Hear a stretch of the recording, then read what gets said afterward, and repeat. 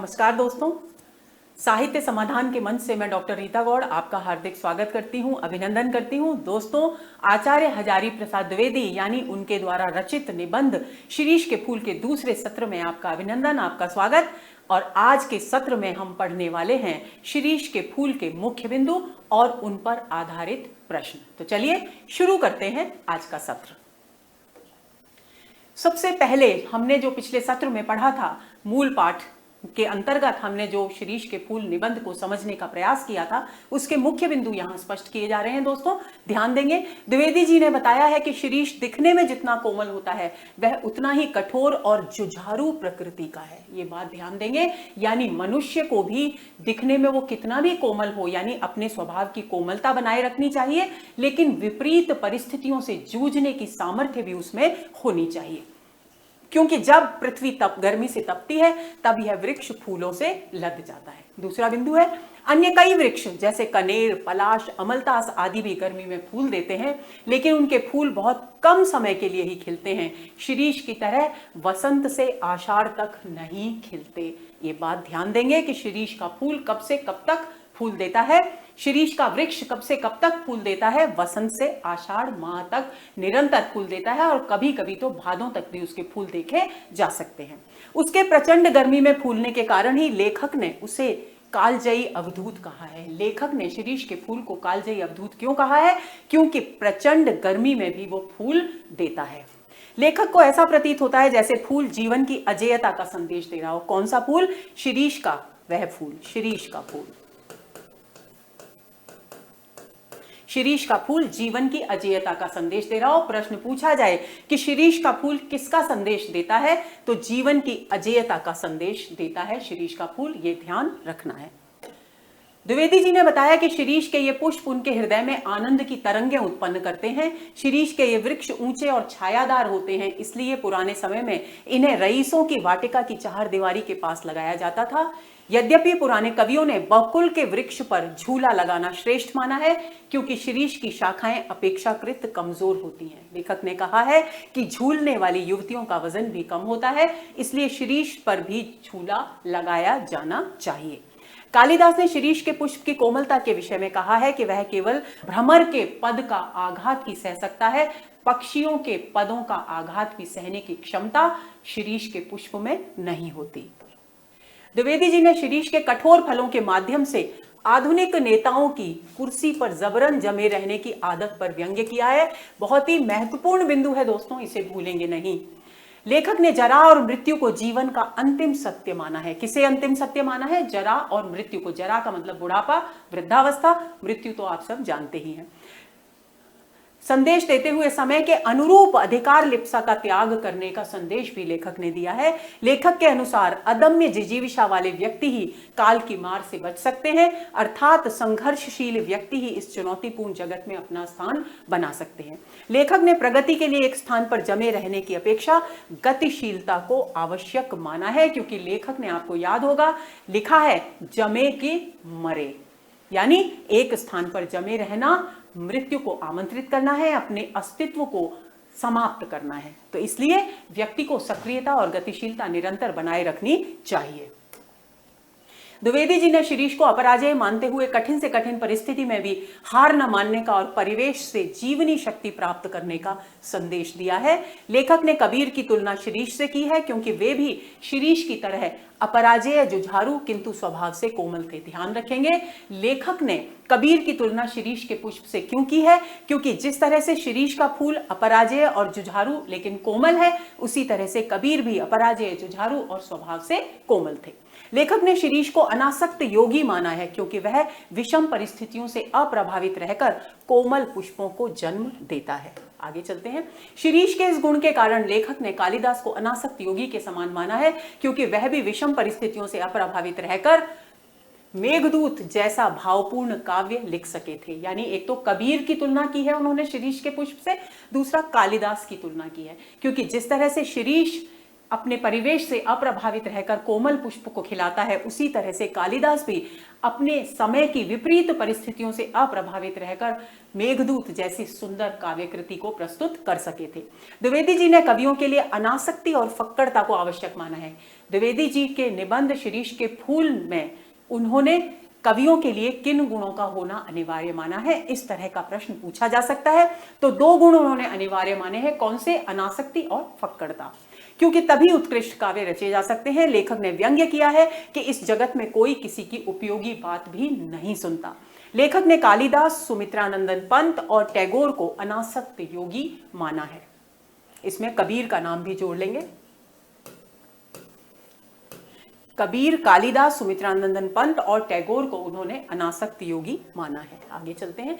लेखक ने स्पष्ट किया है कि जिस प्रकार राजोद्यान का सुंदर और ऊंचा सिंह द्वार उसके पार भी गंतव्य स्थान होने का संकेत करता है, उसी प्रकार कोई भी फूल या पेड़ अपने आगे भी अन्य दर्शनीय पेड़ों और फूलों की ओर इशारा करते हैं। अभिप्राय यह है कि एक लक्ष्य प्राप्त करने के बाद भी व्यक्ति को रुकना नहीं चाहिए। ये आप लोगों को अपने हृदय में धारण कर लेना है कि एक लक्ष्य प्राप्त कर बैठना मनुष्य की प्रकृति के विरुद्ध है। इसलिए क्या करना चाहिए? एक लक्ष्य प्राप्त कर दूसरा लक्ष्य निर्धारित कर जीवन भर सक्रिय बने रहना चाहिए, क्योंकि ऐसा व्यक्ति ही प्रगति की पराकाष्ठा को स्पर्श कर सकता है। निरंतर प्रगति के नए मार्ग तलाश करते रहने चाहिए, क्योंकि इस जगत में कोई लक्ष्य अंतिम लक्ष्य नहीं है। इस बात को ध्यान में रख लेंगे। यही मूल भाव है। एक पंक्ति में अगर शिरीष के फूल का हम मूल भाव देखें तो यही बात है कि कोई भी लक्ष्य अंतिम लक्ष्य नहीं है। अब बात आती है शिरीष के फूल निबंध पर आधारित प्रश्नों की। तो सबसे पहला प्रश्न है दोस्तों, आचार्य हजारी प्रसाद द्विवेदी का मूल नाम क्या था? कलानाथ, ओंकारनाथ, वैद्यनाथ या राजनाथ? तो आप सभी को ध्यान होगा, हमने पढ़ा था कि उनका मूल नाम वैद्यनाथ था। आगे चलते हैं। हजारी प्रसाद द्विवेदी को साहित्य के गहन अध्ययन की प्रेरणा किससे मिली? रविन्द्रनाथ टैगोर से, क्षिति मोहन सेन से, इन दोनों से या इनमें से किसी से भी नहीं। तो सी विकल्प इसका सही उत्तर है, क्योंकि जब वे शांति निकेतन में एक अध्यापक के रूप में नियुक्त हुए थे तब उनका संपर्क रविन्द्रनाथ टैगोर और क्षिति मोहन सेन नामक विद्वानों से हुआ था, और उनकी प्रेरणा से उनके संपर्क में आने के बाद उनमें साहित्य का गहन अध्ययन करने की इच्छा जागृत हुई। द्विवेदी जी को पद्म भूषण से कब सम्मानित किया गया? 1957, 1956, 1960 या 1962? तो 1957 ए विकल्प बिल्कुल सही उत्तर है। 1957 में द्विवेदी जी को पद्म भूषण से सम्मानित किया गया था।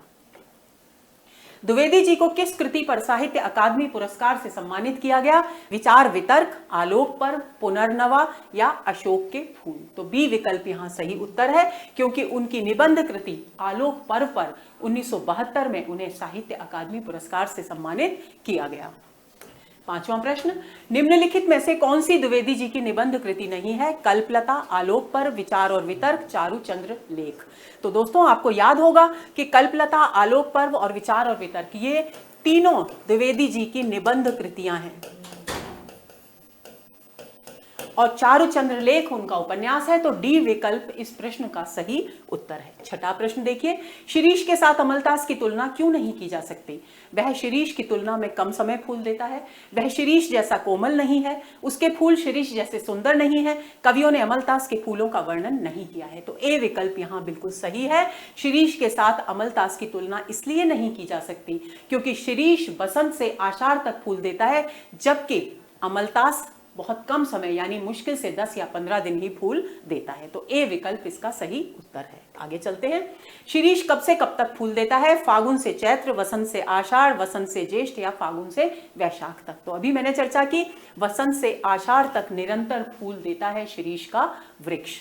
तो बी विकल्प सही उत्तर है। आठवां प्रश्न, द्विवेदी जी के अनुसार शिरीष किस मंत्र का प्रचार करता प्रतीत होता है? आनंद का, जीवन की अजेयता का, नश्वरता का या फिर सद्भाव का? तो बी विकल्प यहां बिल्कुल सही उत्तर है दोस्तों। जीवन की अजेयता का मंत्र प्रचार करता प्रतीत होता है शिरीष का फूल। किसको? आचार्य हजारी प्रसाद द्विवेदी को। किस ग्रंथ में छायादार वृक्षों की छाया में झूला लगाने की बात कही गई है? कामसूत्र में, नीतिसार में, अभिज्ञान शाकुंतलम में या मेघदूत में? तो कामसूत्र जो कि वात्स्यायन की कृति है, उसमें छायादार वृक्षों की छाया में झूला लगाने की बात कही गई है, तो ए विकल्प सही उत्तर है। 10वां प्रश्न देखते हैं। कालिदास के अनुसार शिरीष का पुष्प किसके कोमल पदों का दबाव सह सकता है? तितली के, मधुमक्खी के, भ्रमर के, या फिर इनमें से कोई नहीं? तो सी विकल्प बिल्कुल सही है, क्योंकि कालिदास के अनुसार शिरीष का पुष्प केवल और केवल भ्रमर के पदों का आघात सह सकता है। 11वां प्रश्न, द्विवेदी जी के अनुसार शिरीष वृक्ष का कौन सा भाग सबसे अधिक मजबूत होता है? फल, फूल, शाखा या तना? तो उसके फल सबसे ज्यादा मजबूत होते हैं, क्योंकि नए फूल और नई पत्तियों के आने पर भी जब तक उन फलों को धक्का देकर नहीं निकालते नए फूल, तब तक वो फल सूख जाते हैं, लेकिन अपने वृक्ष से, अपनी शाखा से गिरते, नीचे नहीं गिरते। और इसके माध्यम से नेताओं की अधिकार लिप्सा पर व्यंग्य किया है आचार्य हजारी प्रसाद द्विवेदी ने। तो ए विकल्प सही उत्तर है। 12वां प्रश्न, शिरीष के फलों के माध्यम से लेखक ने किस पर कटाक्ष किया है? आलसी मनुष्यों पर, पदलोलुप नेताओं पर, लालची पंडितों पर, या ढोंगी साधुओं पर? तो अभी मैंने चर्चा की, बी विकल्प बिल्कुल सही है। पदलोलुप नेताओं पर फल के माध्यम से व्यंग्य किया है आचार्य द्विवेदी ने। 13वां प्रश्न, द्विवेदी जी के अनुसार जगत के अति परिचित और प्रामाणिक सत्य क्या हैं? जन्म और मृत्यु, परिवर्तनशीलता, सौंदर्य और कुरूपता, या फिर जरा और मृत्यु? तो डी विकल्प बिल्कुल सही है। जरा यानी वृद्धावस्था और मृत्यु जगत के अति परिचित और प्रामाणिक सत्य माने हैं आचार्य द्विवेदी ने। आगे चलें।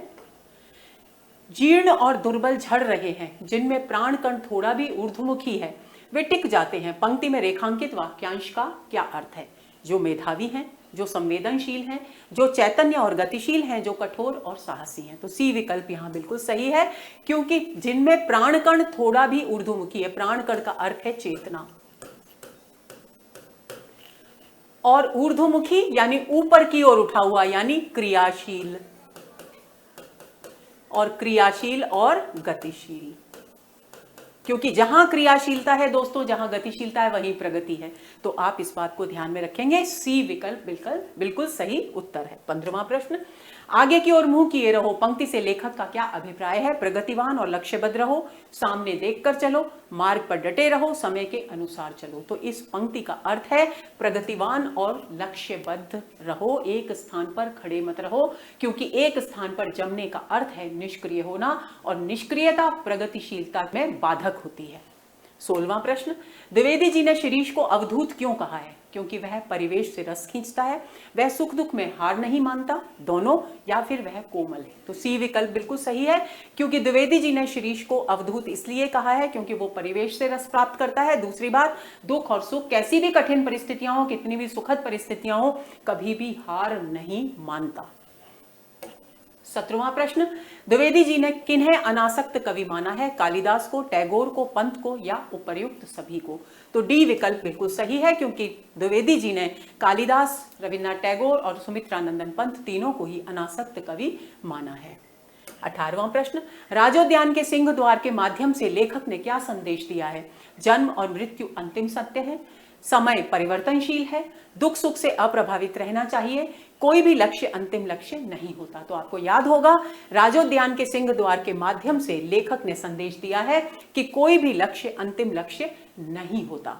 डी विकल्प इसका सही उत्तर है। अगला प्रश्न, अपने देश का एक बूढ़ा रह सका था, पंक्ति के माध्यम से लेखक ने किसकी ओर संकेत किया है? महात्मा गांधी की ओर, विनोबा भावे की ओर, आचार्य कृपलानी की ओर, या अटल बिहारी वाजपेयी की ओर? तो ए विकल्प बिल्कुल सही है, महात्मा गांधी की ओर संकेत किया है इस पंक्ति के माध्यम से आचार्य हजारी प्रसाद द्विवेदी ने। 20वां प्रश्न, निम्नलिखित में से शिरीष के फूल निबंध द्विवेदी जी की कौन सी कृति में संकलित है? कल्पलता, आलोक पर्व, विचार और वितर्क, या चारुचंद्र लेख? तो ए विकल्प बिल्कुल सही है, क्योंकि ये निबंध द्विवेदी जी की कल्पलता नामक निबंध कृति में संकलित है। तो दोस्तों, ये हुई हमारी आज की कक्षा, और इसमें हमने शिरीष के फूल निबंध के मुख्य बिंदुओं पर बात की, उन्हें फिर से दोहराया और उस पर आधारित 20 प्रश्नों पर बात की।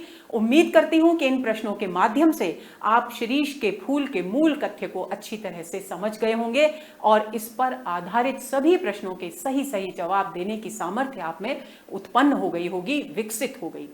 तो अगले सत्र के इंतजार में रहिए, अध्ययनशील रहिए, प्रगतिशील रहिए, एक स्थान पर डटे मत रहिए, नई दिशाएं तलाश करिए। क्यों?